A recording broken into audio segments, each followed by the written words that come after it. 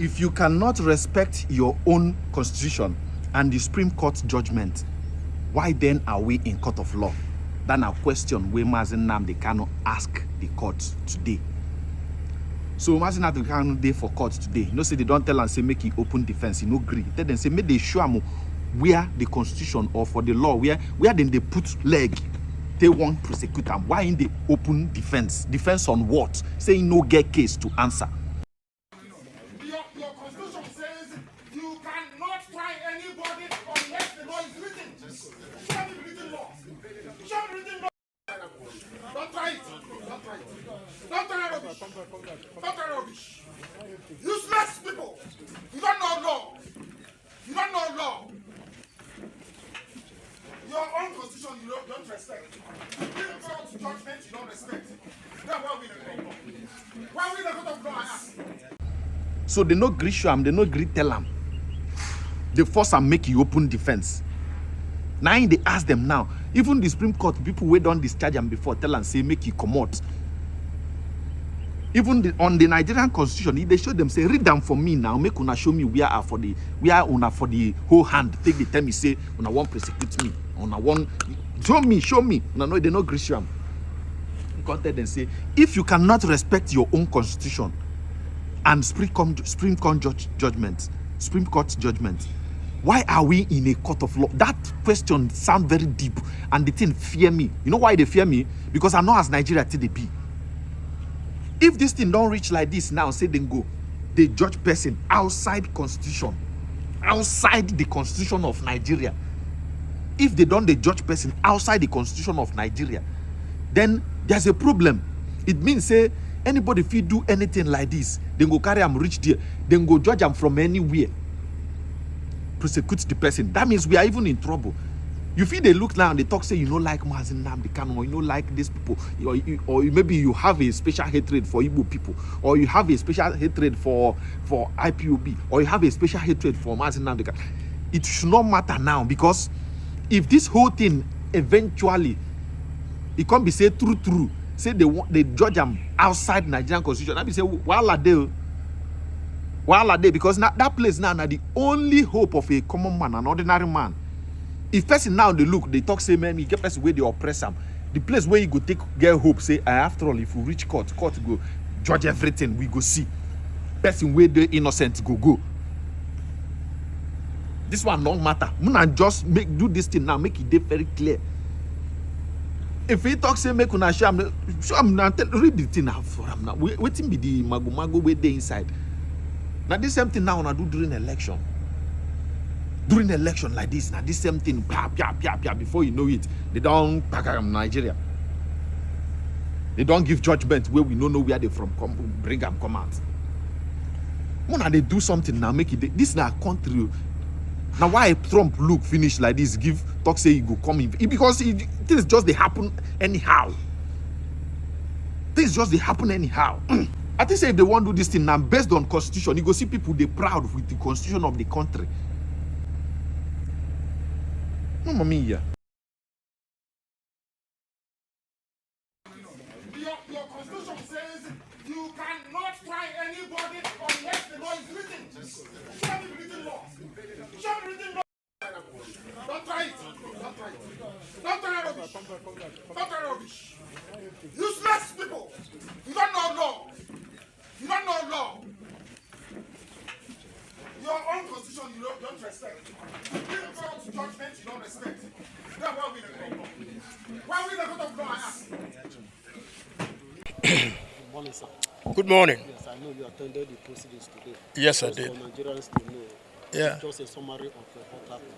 Well, what happened in court today, for me, continues to be travesty of justice.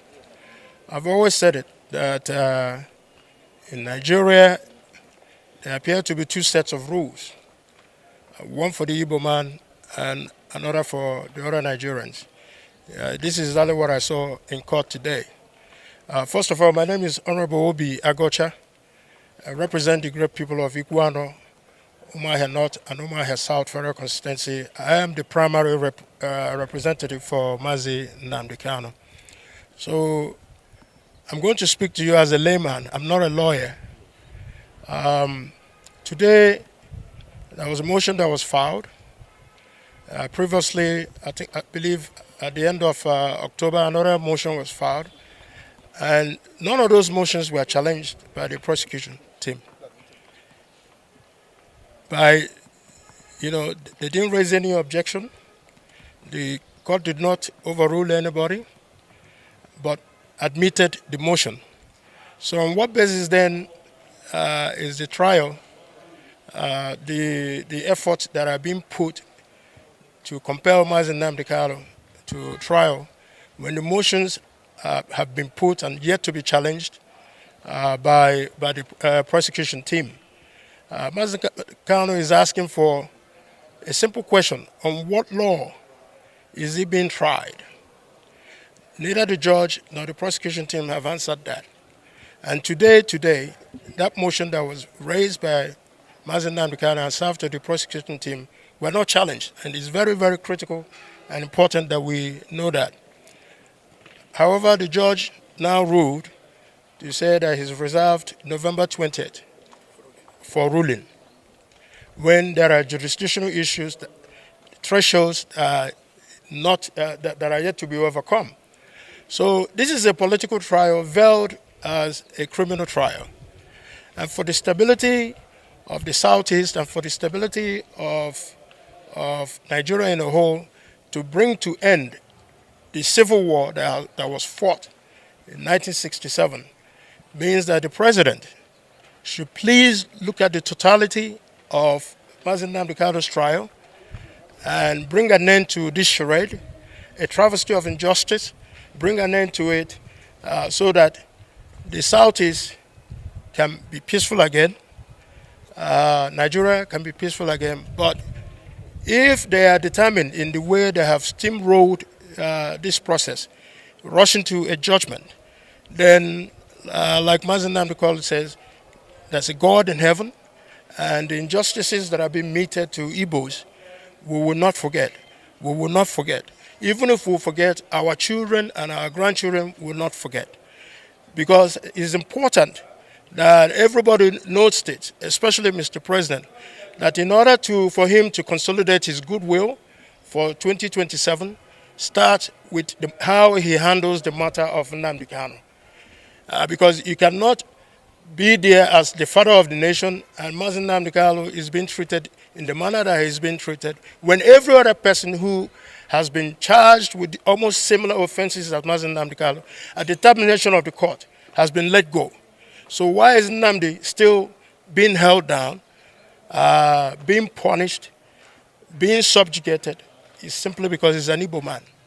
So if we get it, the president gets this right, then we will begin the process of healing and reconciliation and putting back the Southeast back as a home where people can come and feel free in their homes without running away from all these high crime and criminalities that are happening in the Southeast. So Mr. President has an opportunity now.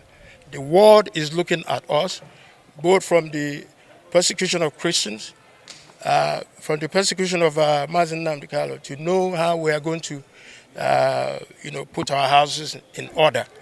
But like I said, it's one person. You can take Mazi Nnamdi Kanu if you so wish. You have the authority.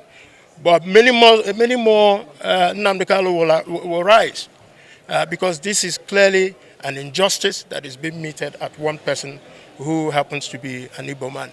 So I plead with Mr. President to note that this is a political trial, and which requires a political solution to bring everything to a closure. Thank you.